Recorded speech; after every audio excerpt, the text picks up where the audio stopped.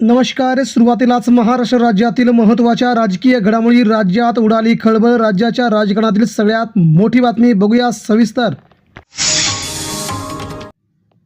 Ballot पेपरवरील निवडणुकीत तेलंगणामध्ये भाजपचा दारुण पराभव, काँग्रेसचा मोठा विजय.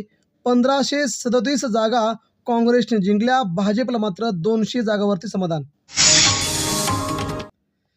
विधानसभा अध्यक्ष राहुल नार्वेकर यांना अलिबागमधील शेतकऱ्यांनी हुसकावलं. सोबत आणलेल्या साथीदारांनाही पळवून लावलं.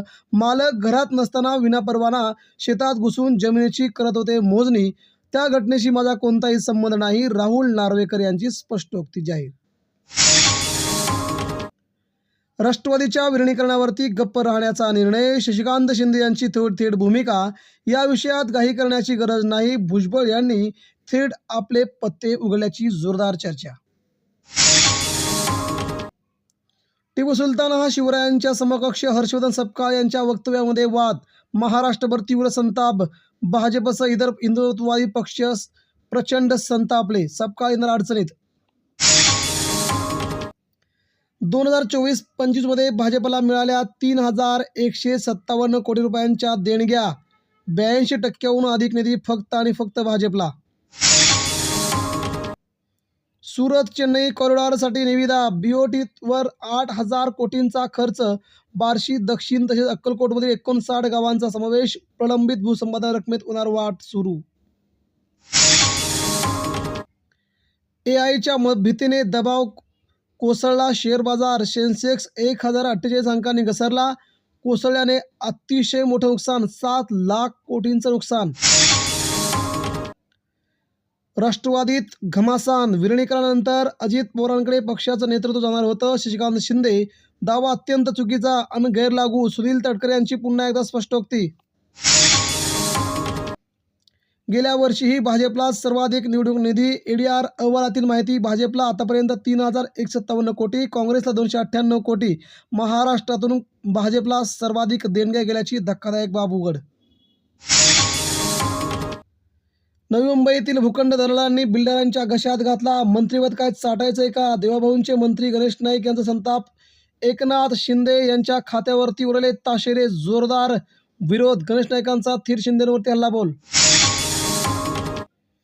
शिवभोजन थाळीचे 7 महिन्यांचे पैसे थकवले. नागपुरात बावनकुळेंना संतप्त केंद्रचालकांनी घेरलं. घोषणाबाजी अक्षरशः पळवून लावलं. प्रचंड संताप.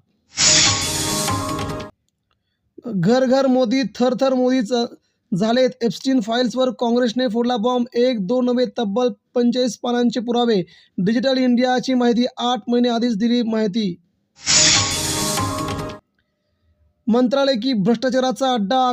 कार्यालयातच तोडपाणी. झिरवाळांच्या खासगी सचिवांच्या सांगण्यावरून लाच घेतल्याच्या कबुलीने सरकार पडलं उतानं. सरकार येणार अडचणी. झिरवाळ देणार राजीनामा. लोकल प्रवाशांची अपघाती मृत्यू रोका. बुलेट ट्रेनपेक्षा प्रवासी सुरक्षेकडे लक्ष द्या. आदित्य ठाकरे यांची आग्रही भूमिका. मुंबईमध्ये का होत आहेत मृत्यू? सरकारला विचारा थेट जाब. सरकार काय निर्णय घेणार याकडे लक्ष. बांगलादेशात 20 वर्षांनंतर BNPची सत्ता वापसी. सत्ता पादाक्रांत केल्यानंतर देशभरात जल्लोष. मोदींनीही केलं तिथल्या देशाचं कौतुक.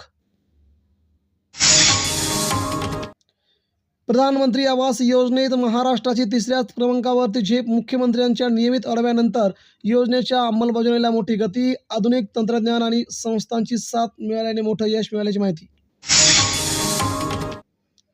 राष्ट्रवादीच्या दोन्ही गटात विलीनीकरणावरून शाब्दिक युद्ध. शशिकांत शिंदेंच्या दाव्यावर सुनील तटकरेंचा कडक इशारा. तटकरे यांचा पलटवार मात्र शशिकांत शिंदेंचा थेट तटकरेवरती हल्लाबोल. अजितदादांप्रमाणेच मीही कार्यकर्त्यांच्या पाठीशी खंबीरपणे उभी. सुनेत्र पवार यांची स्पष्टोक्ती. पूर्वीप्रमाणे पक्षाचे काम करत राहण्याचे कार्यकर्त्यांना केले आव्हान. दादांची आठवण येतच राहणार. राष्ट्रवादी काँग्रेसचा महाविकास आघाडीलाही अध्यक्षपदाचा प्रस्ताव. पहिले वर्ष संधी देण्याची मागणी. उद्या मुंबईत राष्ट्रवादी शरद पवार पक्ष काँग्रेसची मुंबईत बैठक. राज्यासह होणार संपूर्ण आढावा. अमेरिकेची अवघड अट तर कपड्यांवरती 0% टॅरिफ. शेतकऱ्यांना फटका बसण्याची शक्यता. ट्रम्प यांच्या घोषणेने शेतकऱ्यांचे कंबरडे मोडल्यामुळे शेतकरी मोदी सरकारवरती तीव्र संतप्त. महाराष्ट्रात आमदारांच्या 23 जागा रिक्त, विधान परिषदेत मोठ्या घडामोडी, राज्यपाल कोट्यातील 5 जागांवरती हालचाली वेगात वाढल्याची जोरदार आहे मुंबईत चर्चा.